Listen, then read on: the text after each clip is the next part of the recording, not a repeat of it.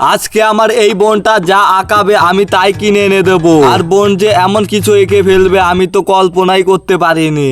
বিষয়টা একটু ব্যাখ্যা করবে? হ্যাঁ বন্ধুরা, বিষয়টা আমি তোমাদের প্রথম থেকে বলি, বোন নাকি ভালো ড্রয়িং করতে পারে। তাই আমি বোনকে বললাম তুমি যদি 1 মিনিটে যা আঁকাতে পারবা আমি তাই কিনে এনে দেবো। আর বোন তো বেশি দেরি না করেই ফটাফট আঁকানা শুরু করে দিয়েছে। আমি তো অবাক হয়ে গেছি যে কি আঁকাচ্ছে এইসব, আমার মনে হয় পকেট ফাঁকা হয়ে যাবে।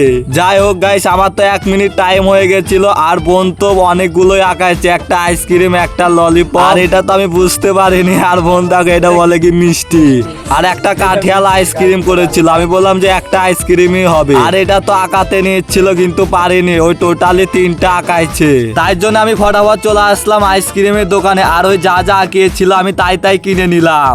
আর ওকে দেওয়ার পরে তো ওই তো সেই খুশি হয়েছিল। তারপরে ওর একটা বোন ছিল আর আমার একটা ভাগ্নে ছিল, তাই জন্য ওদের জন্য আমি নিয়ে আসছিলাম ললিপপ আর ঠান্ডা। ওদের দেওয়ার পরে তো সেই খুশি হয়েছিল। আর গাইস, তোমরা চ্যানেলটা সাবস্ক্রাইব করতে ভুলো না, সাবস্ক্রাইব করো। Tata, bye bye.